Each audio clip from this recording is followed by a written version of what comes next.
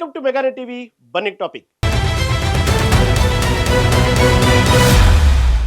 పశ్చిమాసియాలో రేగిన యుద్ధ జ్వాలలు ప్రపంచవ్యాప్తంగా సామాన్యుడి గుండెల్లో రైళ్లు పరిగెత్తిస్తున్నాయి. పేలుతున్న క్షిపణులు ఒక చోటైతే వాటి ప్రభావంతో కుప్పకూలుతున్న ఆర్థిక వ్యవస్థలు మరొక చోట. ముఖ్యంగా చమురు దిగుమతులపై ఆధారపడిన దేశాల పరిస్థితి వర్ణనాతీతంగా మారుతుంది. ఇప్పటికే ఆర్థిక ఊబిలో కూరుకుపోయిన పాకిస్తాన్ ఈ యుద్ధ పరిణామాలతో ఊపిరాడని స్థితికి చేరుకుంది. ఆకాశాన్ని అంటుతున్న ఇంధన ధరలు, ఖాళీ అవుతున్న చమురు నిల్వలు ఆ దేశాన్ని పూర్తి స్థాయి లాక్డౌన్ అంచున నిలబెట్టాయి. ప్రధాని షెహబాజ్ షరీఫ్ కఠిన నిర్ణయాలు ప్రకటించాల్సి వచ్చింది. అసలు పాకిస్తాన్లో ఏం జరుగుతుంది? అంతర్జాతీయ పరిణామాలు ఆ దేశాన్ని ఎలా దెబ్బతీశాయి?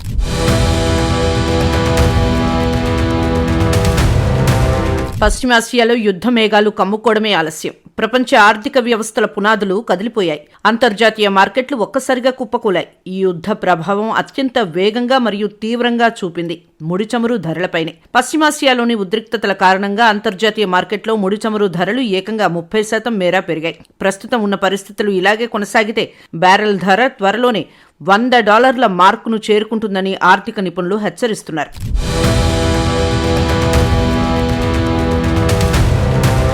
ఈ ధరల పెరుగుదల చమురు దిగుమతులపై ఆధారపడిన దేశాల నడుం వీరుస్తోంది. చమురు ధర పెరిగితే రవాణా ఖర్చులు పెరుగుతాయి. తద్వారా నిత్యావసర వస్తువుల ధరలు ఆకాశాన్నంటుతాయి. ఇది సామాన్యుడి బడ్జెట్ను తలకిందులు చేస్తోంది. ఇప్పటికే తీవ్ర ద్రవ్యోల్బణంతో ఆర్థిక లోటుతో కొట్టుమిట్టాడుతున్న పాకిస్తాన్ వంటి దేశాలకు ఇది కోలుకోలేని దెబ్బ. పాకిస్తాన్ ప్రస్తుత పరిస్థితి అత్యంత దయనీయంగా తయారైంది. అంతర్జాతీయంగా పెరిగిన ధరల భారాన్ని ప్రభుత్వం ప్రజలపై మోపక తప్పలేదు. దీంతో పాకిస్తాన్లో పెట్రోల్ ధర లీటర్కు 55, డీజిల్ ధర 55 మేర పెరిగాయి. వాహనదారులకు ఇది పెద్ద షాక్ అయితే, సామాన్య గృహిణులకు ఎల్పీజీ సిలిండర్ ధరలు మంట పుట్టిస్తున్నాయి. ఎల్పీజీ సిలిండర్ ధర ఏకంగా 35% పెరిగి 5,135కు చేరుకుంది.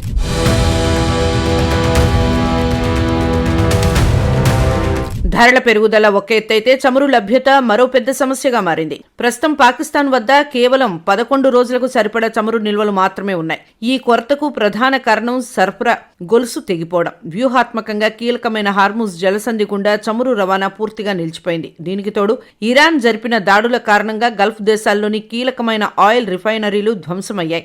దీంతో చమురు ఉత్పత్తి నిలిచిపోయింది. మరోవైపు ఈద్ మరియు నవరోజ్ సెలవుల కారణంగా ఇరాన్ నుంచి పాకిస్తాన్కు అందుతున్న గ్యాస్ సరఫరా కూడా గణనీయంగా తగ్గింది. ఇంధనం మరియు గ్యాస్ రెండూ ఒకేసారి కొరతగా మారడంతో పాకిస్తాన్ తీవ్ర ఇంధన సంక్షోభంలో కూరుకుపోయింది.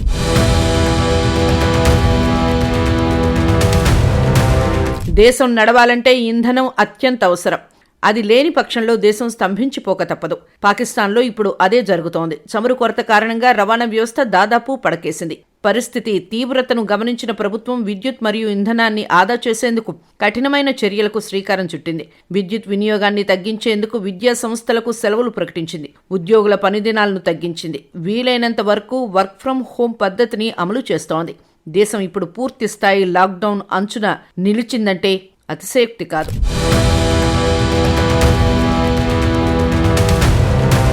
ప్రస్తుత క్లిష్ట పరిస్థితుల్లో దేశాన్ని గట్టెక్కించేందుకు లాక్డౌన్ మినహా వేరే దారి లేదని ప్రధాని షెహబాజ్ షరీఫ్ భావించారు.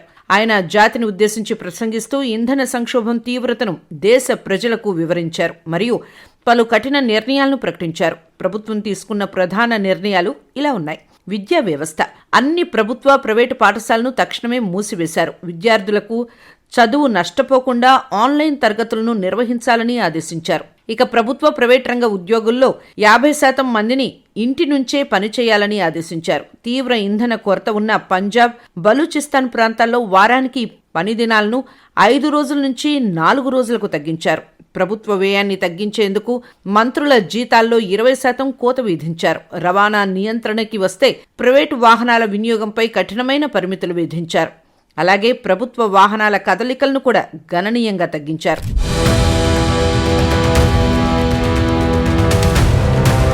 ఈ ఇంధన సంక్షోభం పాకిస్తాన్ ఆర్థిక వ్యవస్థపై దీర్ఘకాలికంగా కోలుకోలేని దెబ్బతీనుంది.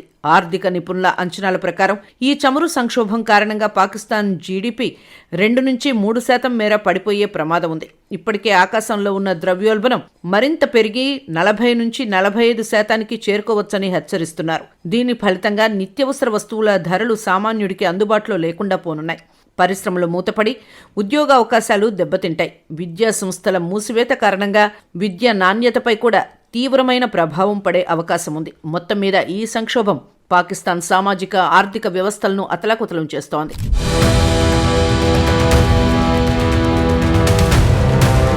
ఒకవైపు దేశీయంగా సంక్షోభాన్ని ఎదుర్కొంటూనే మరోవైపు సామాన్య మూలాలను పరిష్కరించేందుకు పాకిస్తాన్ దౌత్యపరమైన ప్రయత్నాలు చేస్తోంది. పశ్చిమాసియాలో యుద్ధం ఆపడం ద్వారానే తమ దేశానికి విముక్తి లభిస్తుందని షహబాజ్ షరీఫ్ ప్రభుత్వం నమ్ముతోంది. పశ్చిమాసియాలో శాంతి నెలకొల్పేందుకు తమ వంతు కృషి చేస్తున్నామని ప్రధాని తెలిపారు. అవసరమైతే ఇరు పక్షాల మధ్య చర్చలకు మధ్యవర్తిత్వం వహించడానికి కూడా పాకిస్తాన్ సిద్ధంగా ఉందని ప్రకటించింది. అదే సమయంలో తక్షణ ఆర్థిక అవసరాల కోసం పాకిస్తాన్ తన మిత్ర దేశాలైన చైనా, సౌదీ అరేబియా నుంచి ఆర్థిక సహాయం కోరుతోంది. అలాగే అంతర్జాతీయ ద్రవ్య నిధితో కూడా అత్యవసర చర్చలు జరుపుతోంది.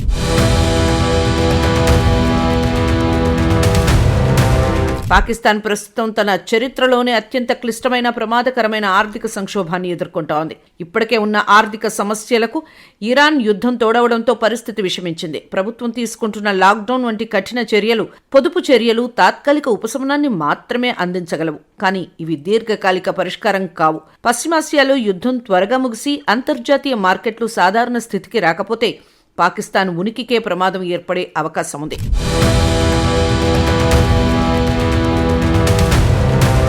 కాలం కలిసి రాకపోతే తాడే పామై కరుస్తుంది అన్నట్టు పాకిస్తాన్ చరిత్రలోనే అత్యంత క్లిష్టమైన ప్రమాదకరమైన దశలో ఉంది. ఇప్పటికే ఉన్న ఆర్థిక సమస్యలకు ఇరాన్ యుద్ధం తోడవడంతో పరిస్థితి విషమించింది. ప్రభుత్వం తీసుకుంటున్న లాక్డౌన్ వంటి కఠిన చర్యలు తాత్కాలిక ఉపశమనాన్ని మాత్రమే అందించగలవు. పశ్చిమాసియాలో యుద్ధం త్వరగా ముగిసి అంతర్జాతీయ మార్కెట్లు సాధారణ స్థితికి రాకపోతే పాకిస్తాన్ ఆర్థిక పటంలో ఉనికిని కోల్పోయే ప్రమాదం ఉందని నిపుణులు హెచ్చరిస్తున్నారు.